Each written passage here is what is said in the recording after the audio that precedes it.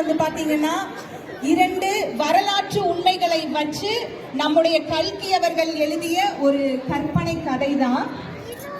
அந்த கதை பற்றிய பல சுவாரஸ்யமான தகவல்களை நம்மிடையே பகிர வருகிறார் திருமதி இந்திரா நீலமேகம் அவர்கள்.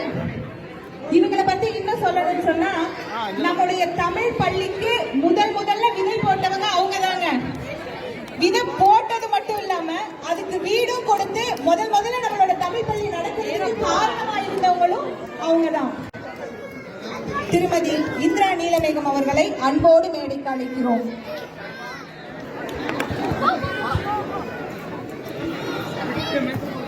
வேண்டுகோள், நம்ம எல்லாம் பொன்னியின் செல்வனை வந்து தியேட்டர்ல போய் அவ்வளவு காசு கொடுத்து பார்த்துருக்கோம்.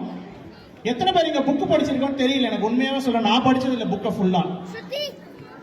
எல்லா மாணவர்களும் எல்லா பெற்றோர்களும் தயவு செய்து வந்து இருக்கையில் அமரவும். உட்கார வரைக்கும் மாமி பேச ஆரம்பிக்க வேண்டாங்க. ஏன்னா ஸ்கிரீன் நன்றாக தெரிகிறது அல்லவா? நான் பேச போவது கொஞ்சம் தமிழ் கொஞ்சம் இங்கிலீஷ் ஒரு மணிக்கவாள பாஷையில் பேச போகிறேன். ஏனென்றால் எல்லோருக்குமே புரிய வேண்டும், அதுதான் காரணம். நீங்க ஸ்கூல்ல எல்லாம் டேல் ஆஃப் டூ சிட்டிஸ் அப்படி எல்லாம் படிச்சிருப்பீங்கல்ல. அதுல ஒரு famous line, it was the best of times and it was the most interesting of times. அதேபோல் இந்த பொன்னியின் செல்வன் கதை எழுதப்பட்ட காலம் ரொம்ப இன்ட்ரெஸ்டிங் பீரியட். 1950s நானே பிறக்கிறதுக்கு முன்னாலே இருந்து ஆரம்பிச்ச கதை இது. அந்த ஃபர்ஸ்ட் லைன், ஆதி அந்தமில்லாத காலவெள்ளத்தில் கற்பனையோடத்தில் ஏறி நம்முடன் சிறு தூரம் பிரயாணம் செய்யும் நேயர்களை அழைக்கின்றேன். அதே மாதிரிதான் அந்த நாவலோட ஃபர்ஸ்ட் லைன், கல்கி எழுதின கதை. அதுல முக்கியமா என்ன விஷயம்னா, அவர் ரொம்ப ஈஸி தமிழ்ல, அதாவது எல்லாரும் புரியக்கூடிய தமிழ், ஒவ்வைப்பாடி எல்லாம் எழுதின தமிழை விட இன்னும் எளிமையான தமிழ் கதை எழுதினார். அதற்காக பல திட்டுகள் வாங்கினார். நீ தமிழை கொலை செய்து விட்டாய் என்று எல்லாரும் சொன்னாங்க அவரை. ஆனால் அவர் வந்து அது எழுதணும்னு. இந்த படத்துல தெரியறது 2 பிக்சர்ஸ். ஒண்ணு வந்து அந்த கதையை அட்வர்டைஸ்மெண்ட் அவர்கள் போட்ட பொழுது கவர் பேஜில் இருந்தது ஒரு லெஃப்ட் ஹேண்ட் சைட்ல. லைட் இருக்கட்டுமா வேண்டாமா எல்லாரும் சொல்லுங்க. வேண்டாம் என்று சொல்கிறார்கள். கீழே இருக்கிறது நான் எழுதின இங்கிலீஷ் டிரான்ஸ்லேஷனோட கவர் பேஜஸ். இதை 1990s எழுத ஆரம்பிச்சேன். இப்போ ஃபேமஸ் ஆகிறதுக்கு முன்னாலேயே அப்போ பொழுது போகாமல் நான் செய்த முயற்சி. அடுத்த படம் பார்க்கலாமா? இது என்னன்னா, ஏன் இந்த சோழர்கள் இவ்வளவு ஃபேமஸ்? அவர்கள் என்ன அப்படி செய்து விட்டார்கள்? எதற்காக அவர்கள் அவ்வளவு முக்கியத்துவம் வாய்ந்தவர்களாக இருக்கிறார்கள்? முகலாய சாம்ராஜ்யம், குப்தர்கள், சந்திரகுப்தா, அவர்கள் எல்லாம் தெரியும், ஹர்ஷா எல்லாம். ஆனா இந்த சோழர்கள் பத்தி ரொம்ப பேருக்கு தெரியாது. ஆனா தெரிஞ்சவர்களோட அவர்களுடைய முக்கியத்துவத்தை ரொம்ப அனுபவித்து கொண்டாடுவார்கள். அதற்கு முக்கியமான காரணம் என்றால், their enterprise was about trade. வியாபார ரீதியாக அவர்கள் அதற்காக கடல் கடந்து வியாபாரம் செய்து பல இடங்களுக்கு போய் தமிழ் கலாச்சாரம், அவர்கள் மத கலாச்சாரம் எல்லாத்தையும் பரப்பியவர்கள். அடுத்த படம் பார்க்கலாமா?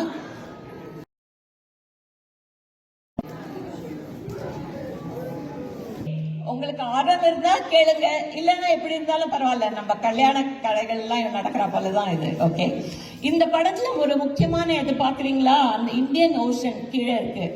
இந்த சோழர்கள் ஆதிக்கம், இன்ஃப்ளூயன்ஸ் எங்கெல்லாம் இருந்ததுன்னு. அவர்கள் அந்த ராஜ்யங்கள் எல்லாம் ஆளவில்லை. ஆண்ட ராஜ்யம் அந்த பர்பிள் கலர்ல இருக்கிறது தான். ஆனா அவர்களுடைய இன்ஃப்ளூயன்ஸ் இவ்வளவு நாட்களுக்கு சென்றது. அதுல முக்கியமா ஒரு 4 திசை 5000 கூட்டினர். அதாவது ட்ரேட் கில்ஸ், பலவிதமான trade guilds. they went on 4000 directions. நம்ம 4 directions 8 directions சொல்லாம அந்த கில்லோட பேரே 4000 திசை 5000 அப்படின்னு. அவங்கள வந்து இதுல முக்கியமா என்ன விசேஷம்னா, சோழர்கள் கப்பல்கள் ஒரு ஸ்பெஷாலிட்டி. அதாவது the way they constructed it, இப்போ ரீகன்ஸ்ட்ரக்ட் செய்தார்கள் மெட்ராஸ் யூனிவர்சிட்டி மாணவர்கள் எல்லாமா, ஆர்கியலாஜிக்கல் டிவிஷன் எல்லாமா. அதுல என்ன விசேஷம்னா, அந்த கப்பல்ல எவ்வளவு தண்ணி பட்டாலும் அந்த தண்ணி உள்ள போகாது. So even if it turned upside down, it will come back to shape. அதுதான் அவங்களோட ஒரு ஸ்பெஷாலிட்டி. அதுல இன்னொன்னு என்னன்னா, அவர்கள் அந்த கட்டுமரம் வழக்கத்தை உபயோகித்தார்கள். அதாவது எக்ஸ்டெண்டட் கோல், கட்டுமரம், catamaran is the English word they use. அதனால it could float even in the worst of storms. It was not a huge ship, but ஆனால் சின்ன கப்பல்லையே நிறைய ஆட்களை எடுத்துக்கொண்டு and they were the first who said வார்க்காக போருக்காக போகிற கப்பலுக்கு ரீஃபர்பிஷ்மெண்ட் வெப்பன்ஸ் ஆர் ஃபுட் மற்ற ஒரு கப்பல் வந்து அதை ரீஃபர்பிஷ் செய்துட்டு போய்விடும். ஆனால் அந்த ஆர்மர்ட் கப்பல் தானே எவ்வளவு தூரம் வேணாலும் போகும். ஸோ அதுதான் அவங்களுடைய ஸ்பெஷாலிட்டி. அதனால அவங்களுடைய ஆதிக்கம் பல நாட்கள் பல தேசங்களுக்கு பல ஏரியாக்களுக்கு போனது. அதுல வந்து இப்போ அங்கோர் வாட்னு ரொம்ப வேர்ல்ட் ஃபேமஸா இருக்கு. அதுக்கு காரணமே இந்த தமிழ் கலாச்சாரம் பரப்பியவர்கள் ராஜராஜ சோழன் அவர்கள், பிள்ளை Rajendra Cholan. So just a little bit of history. அடுத்தது பார்ப்போம். இந்த கதையில ஏன் இது இவ்வளவு பாப்புலரா இருந்தது? ஓகே, நம்மளாம் இப்போ ஐஸ்வர்யா ராய் பார்த்தோம், கார்த்தி பார்த்தோம், விக்ரம் பார்த்தோம், அதனால நல்லா இருந்தது. மணிரத்னம் செஞ்சாரு. ஆனா இது வந்து popularity, the best selling novel from the 50s. It has no other novel has broken that record. இப்பவும் மறுபடி நாவல் விற்குது, தமிழ்ல விற்குது. இப்போ எவ்வளவோ மொழிகளில் அதை மொழிபெயர்த்து சம்ஸ்கிருதத்தில் முதற்கொண்டு மொழிபெயர்த்து அது விற்குது நல்லானா அதுக்கு ஒரு காரணம் உண்டு அல்லவா? அது வந்து அதுல வந்து ஒரு average age when somebody started reading this novel was about 14, 15, 16. நானே என்னோட ஹைஸ்கூல் முடிஞ்சு விட்டு காலேஜுக்கு சீட்டு கிடைக்குமா கிடைக்காதான்னு தவிர்த்து கொண்டிருந்த நேரத்தில் எங்கள் வீட்டில் இருந்தவர்கள் இந்த தமிழ் புக்கு படி அப்படின்னு என் கையில் கொடுத்தாங்க. அப்படிதான் நான் படித்தேன் அதை. ஸோ அந்த மாதிரி எல்லாருமே ஒரு அந்த டீனேஜரை படித்தப்போ அந்த டீனேஜரை கிராஸ்ப் பண்ணணும்னா அந்த நாவலில் ஒரு speciality. There was romance, there was mystery and the most unsolved murder mystery of the times. Even now that murder mystery has not been solved. அது இருந்ததுனால அந்த நாவல் ரொம்ப பாப்புலர் ஆச்சு. அப்புறம் வந்து அந்த கதை கற்பனையா, கவிதையா, கலாசாரமா, இல்லை ஃபேக்ட்ஸ் இருக்கா? Yes, everything was there. கல்கி அவர்கள் அந்த நாவலை historical fact, established facts, referenced facts வைத்து எழுதினார். ஆனால் அந்த ஃபேக்ட்ஸை சுற்றி ஒரு பிரம்மாண்டமான கற்பனை உலகம். அடுத்த இந்த பிக்சர்ல ரெண்டு முக்கியமாக பார்க்க வேண்டியது நந்தினியோட ட்ரெஸ்ஸை பாருங்க. இது 1950s வரையப்பட்ட படம். அப்பொழுது ரொம்ப ஆர்த்தடாக்ஸா புடவை கலாச்சாரத்தில் இருந்த தமிழகத்தில் அவர் இதை இன்ட்ரடியூஸ் செய்தார். இப்பொழுது நீங்கள் போடும் காக்ரா சோலிகள் அந்த போல ட்ரெஸ் அல்லவா அது. So can you imagine that modernity அப்பவே இன்ட்ரடியூஸ் பண்ணார். இப்போ வந்து அந்த மேலே இருக்கிற படம்னா இப்போ நிறைய டூரிஸ்ட் என்டர்பிரைசஸ் பொன்னியின் செல்வன் கதையை ஃபாலோ செஞ்சு பல இடங்களில் போய் விசிட் பண்ணுவோன்னு வருது. Just to give you an idea. அடுத்த படம் பார்க்கலாம். why was it novel again popular? ஏன்னா அவர் எழுதினது என்னன்னா அந்த காலத்தில், அதாவது 40s, 50s, even 60s வரைக்கும் they thought the Nobel laureates were all from Bengal. Bengali ஆத்தர்ஸோட கதை, சட்டோபாத்யாயா, தாகூர் அவர்களுடைய கதையை தமிழில் மொழிபெயர்த்து அதை தமிழ் மேகசின்ஸ் பப்ளிஷ் செய்து காலத்தை கடத்தி கொண்டிருந்தார்கள்.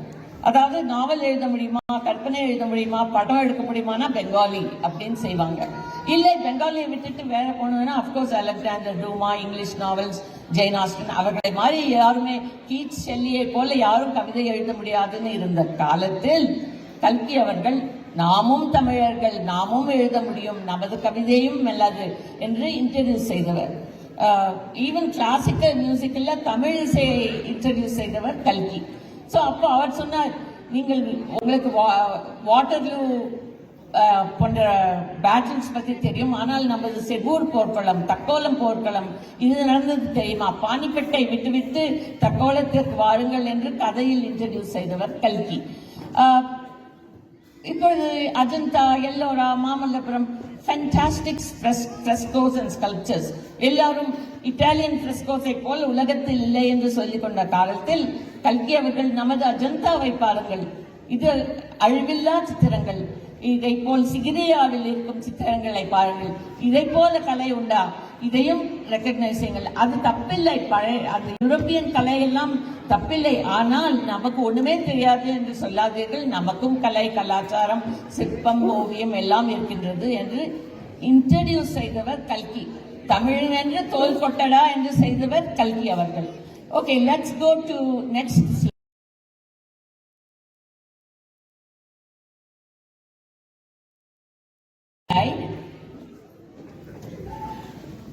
இது இதுல என்னன்னா அந்த காலத்து தமிழ் இப்பொழுது எல்லாம் சென்னைக்கு போகிறீர்கள், நமது உள்நாட்டு தமிழ்நாட்டுக்கு போனாலும் நமது ஃபர்ஸ்ட் ஏர்போர்ட் சென்னை ஏர்போர்ட் அல்லவா. அப்பொழுது போகும்போது அண்ணா சாலை என்பது எப்படி இருக்கிறது இப்படி, அது அந்த காலத்தில் அண்ணா சாலையின் படம் அந்த பக்கத்தில் பார்க்கலாம். அங்க வந்து இப்பொழுதுதான் இண்டிபெண்டன்ஸ் பெற்ற இந்தியா. 1947 காந்தி மரணம், 1950 அதெல்லாம் இப்பொழுதுதான் நடந்து கொண்டிருக்குது. ஒரே கன்ஃபியூஷன், இந்த செல்ஃப் ரூல் டெமோக்ரஸி உயிர் வாழுமா? இதுவரையிலும் ஒரு அரசன் ஒரு சீட்டன் இல்லாமல் நமது நாட்டை ஆண்டதே கிடையாது. இது என்ன புதிய முறை? இது வழக்கில் வர முடியுமா? நமக்கு சர்வே ஆக முடியுமா? எத்தனை நாட்கள் இது இருக்கக்கூடும் என்று ஒரு பயந்த நேரத்தில் இந்த கதை எழுதப்பட்டது. இன்னொன்று ஃபேமைன், ஃப்ளட் போன்ற பல நேச்சுரல் டிசாஸ்டர்ஸ் அப்பொழுதுதான் மீண்டு கொண்டிருக்கிறார். சென்னை ஃப்ளட் இப்பொழுது அல்லவா, இப்போ ரீசென்ட்லி ஒரு மாதத்துக்கு முன்னால் படங்கள் பார்த்தீர்கள். அது ஒன்றும் புதியது இல்லை, எப்பொழுதுமே அது உண்டு. அதை எப்படி எதிர்கொண்டு பிறகு மறுவாழ்வை ஆரம்பித்து தமிழர்கள் வாழ்ந்தார்கள் என்பதை இந்த கதையில் கல்கி இன்ட்ரடியூஸ் செய்கிறார். பாகம் 3, 4 வந்து ஒரு பெரிய ஃப்ளட் பற்றிய டீட்டெயில்டு ஒரு about 30 சாப்டர்ஸ் வரைக்கும் உள்ளது. அது வந்து நம்ம மூவில எல்லாம் பார்க்கல, ஆனா அந்த புஸ்தகத்துல படிச்சீங்கன்னா ஆஹா, நம்ம அப்பவும் ஃப்ளட்ஸ் இருந்தது, அதை எப்படி எதிர்கொண்டோம், அதை மீது எப்படி வாழ்க்கை மறுபடியும் ஆரம்பித்தோம் என்பதை இந்த நாவலில் அவர் எழுதியிருந்தார். ஓகே, அதை தவிர டெரரிஸ்ட் பிளாட்ஸ் புதுசா அது இப்போ இருக்கு. அப்பவும் இந்த நாவல்ல அதுதான் ஒரு முக்கியமான ஒரு நூலேழை போல் அந்த நாவல் முழுக்க இருக்கிறது ஒரு டெரரிஸ்ட் பிளாட்டோட கதை. இப்படி பார்ப்போம். அடுத்த படம் பார்க்கலாமா? Next slide please. இந்த பக்கத்தில் இருக்கிறது நம்ம Google maps. It's become very popular. Many people plot their map. Vandiyathevan அவருடைய டிராவல்ஸ், அவர் வந்து காஞ்சிபுரத்திலிருந்து வீராணம் ஏரிக்கு வந்து தஞ்சாவூர் வந்து பிறகு இலங்கை போய் வந்தது. அதே போல் நாமளும் செய்வோம். அவர் குதிரை மேல் நடந்து செய்த பயணத்தை நாம் கார், ஸ்கூட்டர் போன்ற வாகனங்களை வைத்துக் கொண்டு செய்து பார்ப்போம் என்று பலர் செய்கிறார்கள். ஜஸ்ட் ஒரு idea of that Google map. நடுவில் இருக்கிற படம் வந்து இப்பொழுதும் உள்ள ஒரு ரூயின்ட் ஏரியா, பள்ளிப்படை என்ற ஒரு ஏரியா. அது இந்த கதையில் ஒரு முக்கிய வகிக்கிற ஒரு இடம். அந்த conspiracies of the terrorist were all conducted in that forest building. அந்த சிதைந்த இடம் என்று கல்கி வர்ணிக்கிறார். அதே நிலையில் தான் இப்பொழுதும் இருக்கிறது அந்த பள்ளிப்படை. Nobody has taken up to renovate it or make it as a tourist spot. Maybe that's an opportunity for one of us. பல கோவில்களில் இந்த மாதிரி நம்ம எழுத்துக்கள் பார்க்கலாம். அதாவது வந்தியத்தேவன், வல்லவரேன், குந்தவை பிராட்டி, ராஜராஜ சோழன். ஏன்னா இந்த சோழர்கள் தடுக்கி விழுந்தா ஒரு கோவிலை கட்டிடுவாங்க. காவிரி கரையில் 105 சிவனாலயம் எழுப்பியவர் என்று ஒரு சோழனை புகழ்ந்தார்கள். கோவில் வந்து மத சார்பு உள்ளதுதான், சிவனை வழிபடுவதற்கு தான், கண்ணனை வழிபடுவதற்கு தான். ஆனால் அதற்கும் மீறி இந்த கோவில்களில் ஒரு ஃபங்க்ஷன் இருந்தது. அது என்னவென்றால், புயல் வந்தால் இல்லை வெள்ளம் வந்தால் மக்கள் ஏறி அந்த தாவி அந்த கோபுரத்தில் ஏறி நின்று கொள்ளலாம்.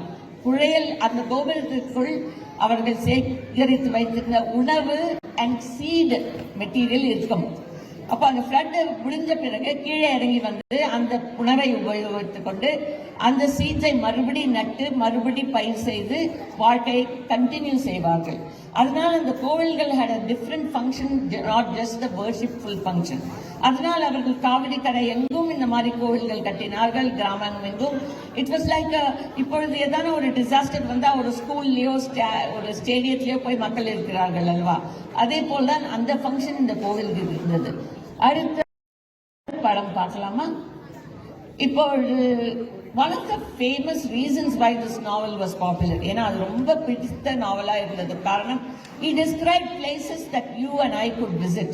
அதாவது நம்ம பக்கத்து ஊர்ல தான் இருக்கு, நம்ம அத்தைமார், பாட்டிமார், சித்திமார், மாமன்மார் இருந்த ஊர் இது. நான் பார்த்திருக்கேன் சின்ன வயசுல. So first one is the picture of the famous Kodikkarai light house, கலங்கரை விளக்கம். It plays a very important part in the novel. Unfortunately, in the movie, they don't even touch upon it. But if you want to read this mystery story, what made that story so popular was a role played by that Kalangare Vilakkam or lighthouse. Unfortunately, after the tsunami 10 years, 15 years ago, that tower was even further destroyed. and even more destroyed by Ponniyin Selvan fans who wanted to take away a brick to their home. I don't know what they did with the brick, but anyway, they destroyed it.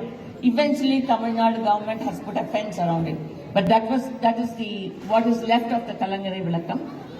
And the இன்னொரு ஏரி என்னன்னா அந்த கதையில முதல்ல வர வீராணம் ஏரி வீரநாராயணபுரத்து ஏரி, which is the water source for a lot of metro Tamil Nadu, Chennai particularly. It's still a flourishing lake. All the 74 sluice gates which irrigate the field still work. உங்களுக்கெல்லாம் உங்க ஃபேமிலிஸ் எல்லாம் இந்த தஞ்சாவூர் அந்த மாகாணத்துலலாம் நீங்க வந்து உங்க லேண்ட்ஸ் இருந்ததுன்னா உங்களுக்கு தெரியும் எங்கேருந்து தண்ணி வருதுன்னா இந்த ஸ்லூஸ் கேட்ஸ், இந்த இரிகேஷன் கனால்ஸ் காவிரியை கட்டுப்படுத்தி நமக்கு வாழ்க்கை தரும் காவிரி தாய், பொன்னி தாய் என்று நம்ம கொண்டாடுவோம். அடுத்தது வந்து பார்க்கலாம்.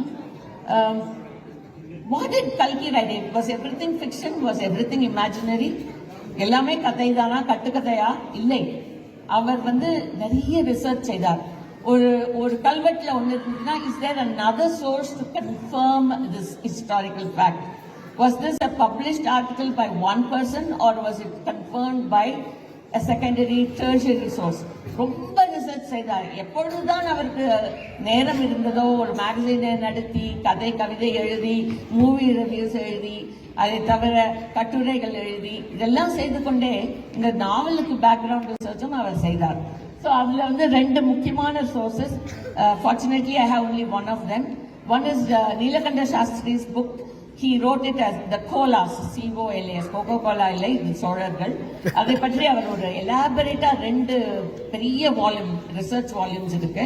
அதுல நிறைய அந்த கன்வெர்ட் ஆராய்ச்சிகள் செய்து அதை பற்றி விவரங்கள் எல்லாம் கொடுத்தார். இன்னொரு வந்து சதாசிவ பண்டரித்தார், அவர் வந்து தமிழ்ல எழுதினார். அந்த புக் ரெண்டும் ஒரு இம்பார்ட்டன்ட் ரெஃபரன்ஸ் சோர்சஸ். உங்களுக்கு ஹிஸ்டரியில ஆசை இருந்தால் இதை போய் நீங்கள் பார்க்கலாம். And more than everything, Kalki traveled to every place he describes in the novel. With him went Maniyam, the artist. அவருடைய பிள்ளை மணியம் செல்வம் இப்படி ஃபேமஸாக இருக்கிறார். ஆனால் மணியம் என்பவர் அதை எழுதி அந்த இடங்களை சித்திரமாக வரைந்து நம் கண் முன்னே கொண்டு வந்தார்கள் அவர்கள். So part of the novel's popularity was also the drawings. Let's go to the next picture. Oh, let's go back to the old picture. I want to mention something there. அந்த சைட்ல பல ஆதாரங்கள் என்னன்னு கேட்பார்கள். கல்வெட்டு is the must. Not only பெரிய கோவில் of Thanjavur, but every தடுக்கி விழுந்த கோவிலையும் கல்வெட்டுகள் இருக்கின்றன. All the way up to the Krishna Tungabhadra area there are Tamil, Sanskrit, Kannada, Telugu கல்வெட்டுகள் இருக்கின்றன, which is the proof for the history of those periods. And fortunately or unfortunately, only about 40% of those kalvetters were deciphered and transcribed and published at the time Kalki was writing. Even now, in 2023, only 50% have been deciphered. So that's a big area for us to work on. Archaeological Survey of India is always welcoming students to work on these projects. Aduthathu vandu copper plates. Copper plates were very famous among the Cholas. They would inscribe, அதில் எழுதி அதை வந்து ஒரு இடத்துல புதைச்சிடுவாங்க. ஏன்னா கல்வெட்டிலும் அழிஞ்சு போயிடும், ஒரு சுனாமி வந்தால் அது போயிடலாம். ஆனால் இந்த copper will not be destroyed. அதை செஞ்சு பூமியில் ஆழத்தில் புதைத்து விடுவார்கள். But when over the thousands of years, some of these copper plates are in European museums now and the government is trying to get them back to India. So அதுலேயும் நிறைய historical evidence இருக்கு. அதையும் வைத்து கல்கி எழுதினார்.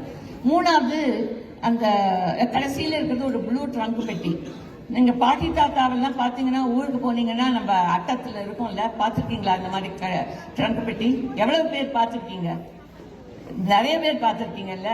So இந்த trunk பெட்டி என்னன்னா, கல்கி had a box like that under his desk.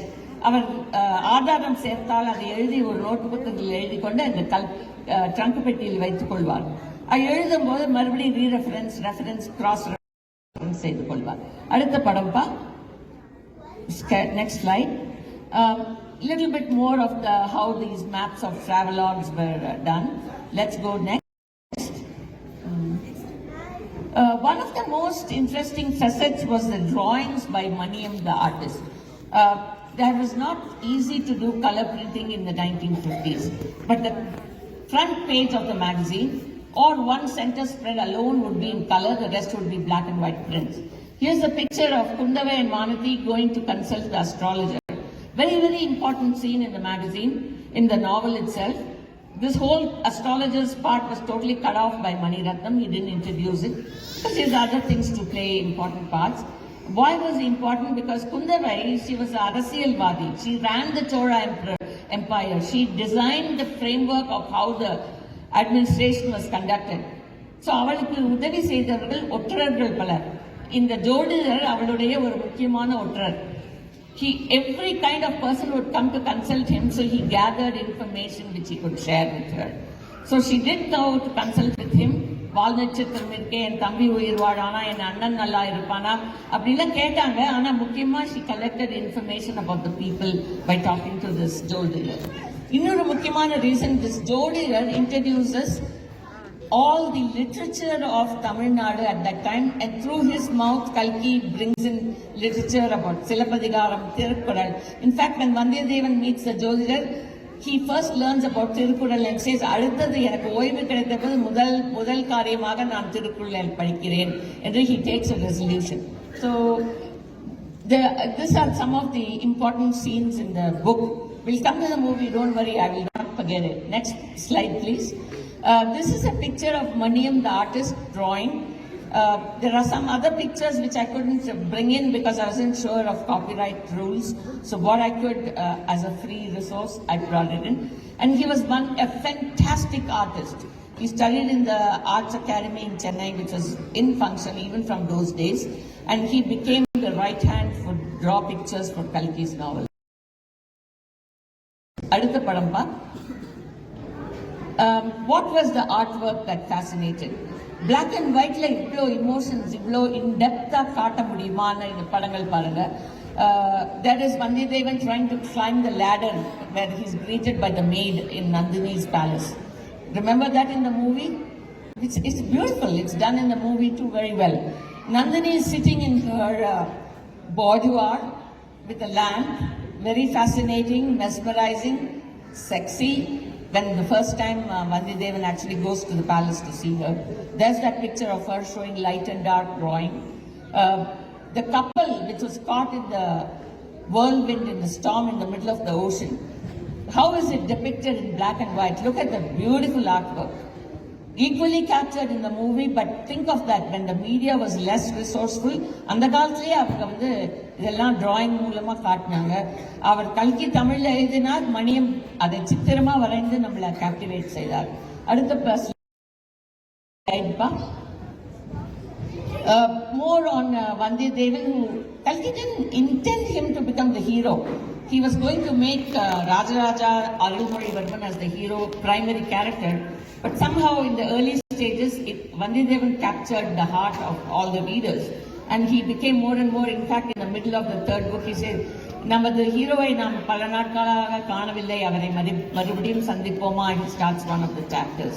So he became the hero later. Look at the mobility shown in the drawings, a two-dimensional drawing. So understand art and enjoy the art. The first scene is when he enters Kadambur Fort. A beautiful scene in the movie, we can remember that. When he meets Nandini's pallakku and says, your pallakku hit my horse. And she says, what are you saying? Weren't you the one who made your horse dash against my pallakku? Eventually, she's so fascinated by him, she gives her ring to him, saying, this will open doors for you. So she kind of got, I wouldn't say fell in love, got fascinated by him. And he too. So next slide, please. I guess everybody recognizes these characters, right? யாருப்பா அந்த actor சொல்லுங்க. எனக்கு கேட்கலையே. Jayam Ravi, of course. And the drawing for Rajaraja Arulmozhi in the novel, you can see that. And the sculpture based on which Maniyam drew the drawing. This is a sculpture in Periyakoil. That is the Rajaraja shore and the black bust there. Didn't Mani Ratnam do a great job? Don't you think so? Yeah. So you can see that, and I think the actor did as much as he could. He did a good portrayal as far as he could. He played it low-key. He didn't do the dishum hero style. He did what Kalki's novel was and what Mani Ratnam wanted to interpret it. The greatness of Rajaraja Chola, which comes later, அவர் கோயில் கட்டினாரு, பல போர்கள் செய்தார்கள், தமிழ் கலாச்சாரத்தை கடலோடி எல்லாருக்கும் பிரச்சாரம் செய்தார்கள். ஆனால் the most important thing he did was தியாகம். அவரை தியாகத்தின் சிகரம் என்று சொல்கிறார்கள். Nobody in the history of the world, forget Tamil Nadu, India, did what he did. என் சிற்றப்பனுக்கு அரியணை மேல் ஆசை உள்ளதால் அதை நான் அவருக்கு வைக்கிறேன் என்று he said, I'll wait till you finish your rule. 15 ஆண்டுகள் வெயிட் செய்தாராம். சிற்றப்பன் மதுராந்தகன், நீ சோழ நாட்டை ஆளுங்கள், உங்களுக்கு ஆதாரமாக பக்கபலமாக நான் இருக்கிறேன், உங்களுடைய ஆசை தீர்ந்த பிறகு நான் ஆளுகிறேன். தியாகம் செய்த அரசன். That is why Rajaraja is very important. அவர் செய்த பொழுது அதை கான்ஸ்பிரசிஸ்களும் அவருக்கு எதிராக செயல்பாடுகளும் செய்யாமல் அவருக்கு பக்கபலமாக இருந்து அவர் ஆளுவதற்கு உதவி செய்தார். சின்ன குழந்தையா பருவத்திலிருந்து இந்த கல்ச்சரை அவளுக்கு புகட்டியவர் அவர் தமக்கையார் குந்தவை தேவியார். அடுத்த படம்பா. Okay, 2 pictures. When Kundavai and Mandidevan first meet, that's the picture they had on the cover page of that week's Kalki magazine. And what is Maniratnam's version? A little bits of 50 Shades of Grey there, okay? But it was enjoyable.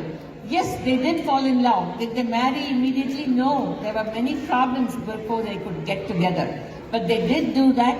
Kalvettu சான்றுகள் இருக்கின்றன that Vandidevan and Kundavai did get married. They even இளங்கோன் பிச்சி என்று அவர்களுக்கு ஒரு குழந்தையும் இருந்தது, ஒரு பெண். அந்த பெண் மானியங்கள் விடுத்த கோவில் கல்வெட்டுகளும் இருக்கின்றன. So we have proof. There's a little poem from Sangam poetry. என்னோட தமிழ் அவ்வளவு நல்ல, அதுல வானர் குலத்தை பற்றி சிறப்பாக கூறப்படுகிறது. So Vandidevan was a historical character. His ancestors were very famous.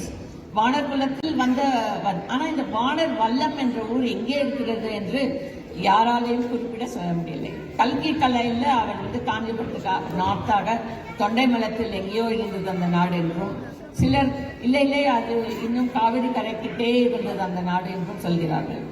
One thing that they say is he might have been a scion or ஒரு கிளை குடும்பம் of the Chalukyas of the East. ஏன்னா இந்த பவர்ஃபுல் சோழா எம்பையர்ல மிக முக்கியமான இளவரசி குந்தவை, அவளை ஒரு வழிபோக்கனுக்கு திருமணம் செய்து கொடுத்தார்கள் என்று யாராலும் நம்ப முடியவில்லை. So she married a pretty important chieftain who guarded the northern borders of Chola territory of those times. So அதுதான் historical fact. நாவலில் நிறைய கற்பனை இருக்கிறது, மூவியில் அதை விட ஒரு 10 மடங்கு கற்பனை இருக்கிறது. அடுத்த ஸ்லைட் பார்க்கலாம். இது இன்னொரு கேரக்டர், டோட்டலி ஃபிக்டிஷியஸ் கேரக்டர். யார் சொல்லுங்க? Poonguzhali, right? Look at the color picture of those days and the one that Maniratnam's portrayed. Beautifully done. What made me convinced that I will go see this movie was this poster that came of what's that? She's a Malayalam actress, right? Of Thiruvizla. So they portrayed her very well in the pre-movie clips. There were more depth. That song is one of the most mesmerizing Alaikadal song. Those are fantastic. However, when the movie was shown, at least in Salt Lake City, they totally cut her part down to 3 minutes. It's a pity. Because she's one of the Pudumai Pen. Bharati Kanavakanda Pudumai Pen character is this Pungurali. She could fight. She could handle men. She had questions. She said, so what if the king is there? I'm a Prajay. I have rights to ask questions. She saved Ponniyin Selvan from malarial grip of the malarial fever and took him to the safety of Buddhist Vihara. She did a lot of things in the novel which is not there in the movie. Anyway, that prompts you folks to go read the novel. Tamil முடிந்தால் படியுங்கள், இல்லை என்றால் ஆங்கில மொழிபெயர்ப்பு இருக்கின்றது, அதையும் பாருங்கள். அடுத்த slide. Famous scene. Do you all recognize? Anyone who saw the movie will remember. Beautifully portrayed both by Vikram as well as Aishwarya Rai. Little shades of earlier movies that they have done, and you have the full touch of Maniratnam's direction here. But in the Kolai scene, it's a very, very, very important scene in the novel. Yaar Kaligalanai kondrargal. It's the biggest mystery in history. Nobody knows. அந்த நாவல்லையே கல்கி அதுக்கு ஆன்சரே கொடுக்கல, answer கொடுக்காம முடிச்சிட்டார். அதனால வாசகர்கள் அவளை திட்டி வைத்து தீர்த்தார்கள். ஏன் அப்படி எங்களுக்கு ஒரு ஆன்சர் கொடுக்கலன்னா, அவர் என்ன சொன்னார்னா, ஹிஸ்டரியே எனக்கு ஆன்சர் கொடுக்கல, நான் இப்படி ஒரு ஆன்சர் கொடுக்க முடியும். She posed many questions. அதை கொலை செய்தவர்கள் அபத்துதவிகளா, ரவிதாசன் அந்த தேவராள நாட்டமாடி அவனா, இல்லை அந்த புலித்தோலை போர்த்து கொண்டு ஒரு ஆஜானுபாகான் ஃபிகர் அந்த மியூசிக் கேபினெட்டுக்குள் ஒளிந்து கொண்டு இருந்தாரே அவரா, வந்தியத்தேவனா, இல்லை மணிமேகலை எனும் கிறுக்கு பெண் கையில் கத்தியுடன் மறைந்திருந்தாளே அவளா, இல்லை நந்தினியை கொலை செய்தாளா, அவள் கையில் கொலைவாள் எப்பொழுதும் இருந்ததல்லவா, இல்லை கரிகாலனை தற்கொலை செய்து கொண்டானா? இதெல்லாம் ஒரு questions that he posed, he never gave an answer. So that's a mystery. You can read and maybe even now every reader will say, according to my opinion he was the culprit, according to my opinion she was the culprit. என்று பல essays, பல YouTube posts, பலவை I'm sorry, I'm slipping into Telugu. They are coming in. So let's also speculate and understand, but I would love for you to read the novel before you speculate. Adutha scene. This is a character of Mandakini who is shown as Nandini's mother, who was the old flame love of Sundar Chora in the days gone by. And she's shown very briefly, not very well-rounded character in the movie, but in the novel, she occupies a lot of place. She had twin kids. That's what Kalki's story was. And part of the reason, I'll leave the screen on this picture there before I say, Kalki was greatly influenced by Alexander Dumas and some of the European writers. And the reason for that was, அவர் சின்ன வயசுல இருக்கும்போது அவர் பக்கத்து வீட்டில் ஒரு postman இருந்தார். அந்த post master அவர் என்ன செஞ்சார்னா, நிறைய ஆங்கில நாவல்கள் புக்ஸை கலெக்ட் பண்ணி வச்சிருந்தார். அது காரணம் என்னன்னா, இங்கிலாந்துலேருந்து அந்த கலோனியல் ஆஃபீஸர்ஸ்க்கு புக்ஸ் வரும். ஆனால் அந்த ஆஃபீஸர்ஸ் டிரான்ஸ்ஃபர் ஆகி போயினப்பட அவங்களோட ஃபார்வர்டிங் அட்ரஸ் எதுவும் இருக்காது. அப்போ அந்த இருக்கும் ஆங்கிலேயர்கள், ஓ just throw them, those are all women's novels அப்படின்னு சொல்லுவாங்க. ஆனால் அந்த போஸ்ட் மாஸ்டர் அதெல்லாம் கலெக்ட் செய்து அவர் வீட்டில் வச்சுக்கொண்டார். ஆனால் கல்கி அந்த சிறு பையன் பொழுது போகாத போது அவர் வீட்டுக்கு போய் அந்த ஆங்கில நாவல்கள் அனைத்தையும் படித்தார். அதனால அவருக்கு கொஞ்சம் இன்ஃப்ளூயன்ஸ் வந்தது. சில பேர் சொல்கிறார்கள், இந்த த்ரீ மஸ்கெட்டியர்ஸ் நாவலை தழுவிதான் வந்தியத்தேவன் கேரக்டர், நந்தினி கேரக்டர், பூங்குழலி கேரக்டர்லாம் வந்தது. Perhaps, but not always. அதை ஒரு சீரா எடுத்துக்கொண்டு அவர் தன் சுய கற்பனையை வைத்து இந்த கதையை எழுதினார். இதுல இந்த Mandakini character is an old one. She lives like a mad woman in the forest of Sri Lanka. The descriptions of Sri Lanka are so fantastic. So when I was about 20 years old, வீட்ல பணமே இல்லாதப்போ I said I want to go to Sri Lanka to see these places, and my father arranged it for me. So I did enjoy that. ஸ்ரீலங்காவிலிருந்து வந்தவர்கள் நிறைய நம்ம ஸ்ரீலங்கம் அவர்கள் இருக்கிறார்கள். அந்த நாவலை பார்த்தால் நம்ம அந்த ஊருக்கே போன மாதிரி ஒரு எக்ஸ்பீரியன்ஸ் வரும். So that's part of it.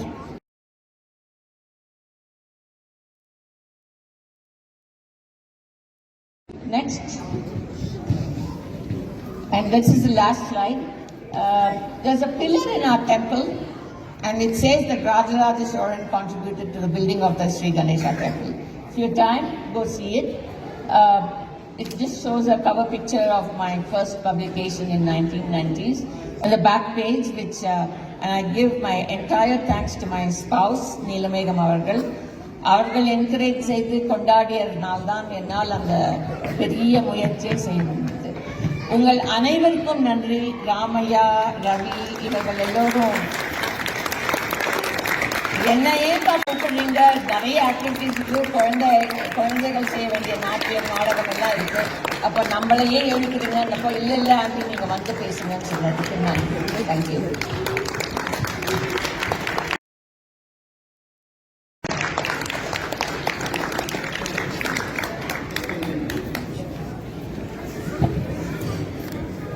சந்தேகம் இருந்ததுன்னா கேட்டு தெரிஞ்சுக்கோங்க.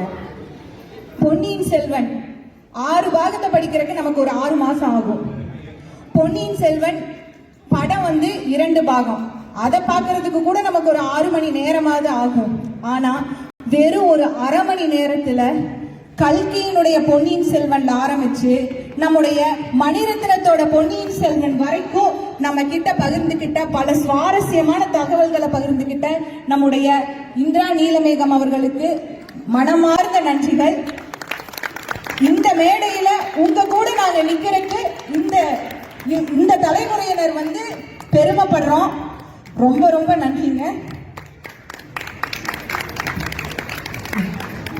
இவருக்கு பொன்னாடை பொருத்துமாறு திருமதி வடிவுலிங்கம் அவர்களை அன்போடு அழைக்கிறோம்.